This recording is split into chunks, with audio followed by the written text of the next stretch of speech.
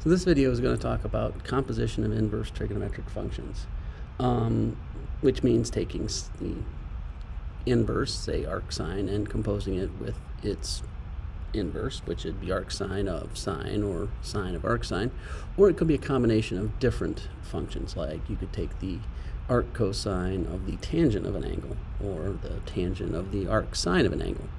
So there's some important things to remember when you're doing this. Remember, inverse trig functions give an angle measure, so you take a value and it gives you outputs an angle measure, and the regular trig functions do the opposite. It can get confusing as you start going through these. All right. The domain in each of the functions is very important when you're doing this. Very important because it influences what your answers are going to look like. Okay. Sometimes it can be easy, sometimes not. So let's take a look at some examples. So the first one, sine of arc sine of 1/2. Now you may be thinking sine of arc sine. Well, these are inverses. Shouldn't they just cancel and get 1/2? Could be. Let's just make sure. So the arc sine of 1/2 means what angle has a y value that is equal to 1/2. And remember, the output for that is going to be somewhere between negative pi over 2 and pi over 2 for arc sine, right? And then we'll take that angle, whatever it is, find the sine of it, and there's our value. So between negative pi over 2 and pi over 2, pi over 6 has positive pi over 6, right? Only possible angle between these two that has that output, and therefore that means when we take the sine of that, we do indeed do it 1/2. So the effect is that they just cancel, okay?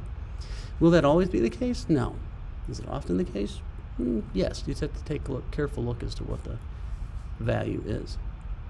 Okay, so here's a slightly different situation. The cosine of pi over, arc cosine of the cosine of pi over 3. So remember, cosine of pi over 3 is going to give us a value between negative 1 and 1, okay?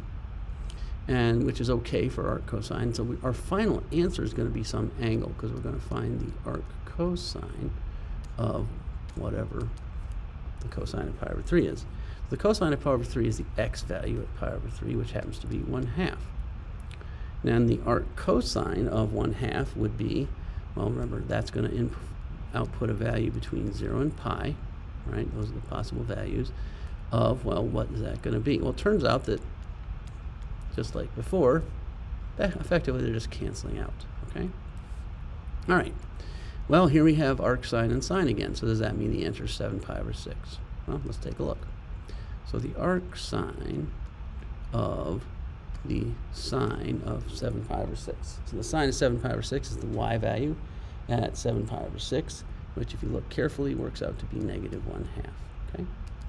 Now remember, the arc sine, however, is going to give a value between negative pi over 2 and pi over 2, such that the y value is negative 1/2, which means we're looking in quadrants 1 and 4 here, which means we must be looking for the y negative.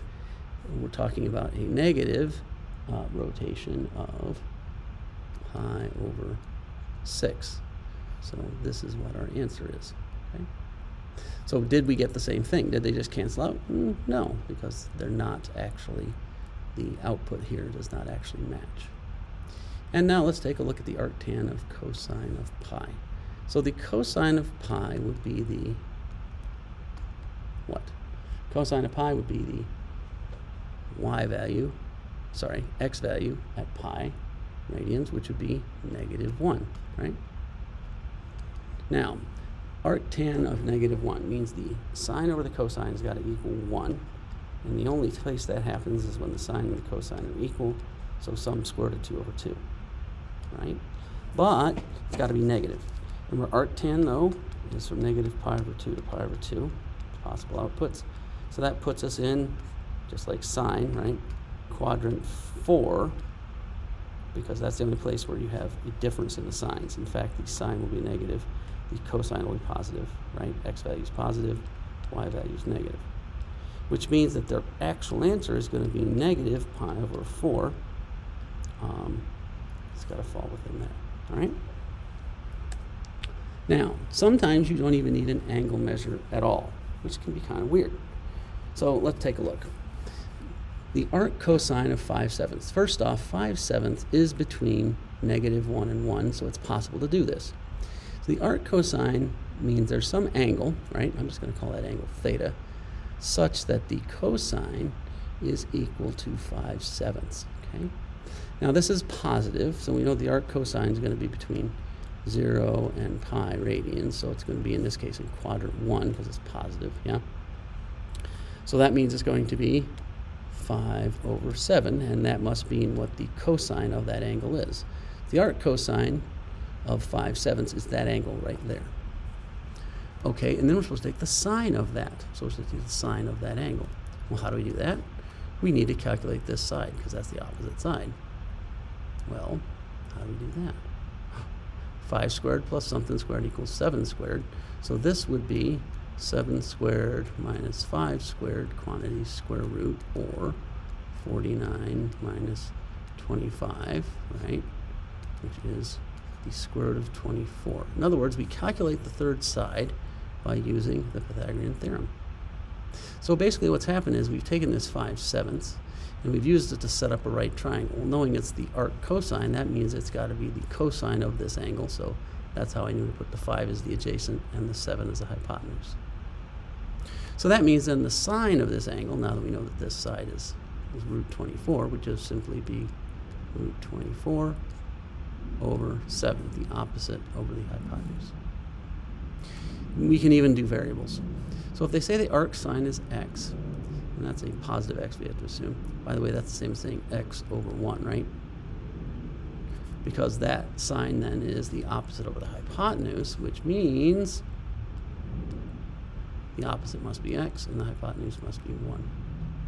Which means that this side must be the square root of the hypotenuse squared, or 1. 1 squared is 1, minus whatever that side is squared. So now we take the cotangent. Oh, that's awful. So the cotangent is the reciprocal of tangent, and the tangent is the opposite over the hypotenuse, or sorry, the opposite over the adjacent. So the cotangent must be the adjacent over the opposite, right? Because it's just reciprocal of tangent. So what that means is this is the square root of 1 minus x squared over x.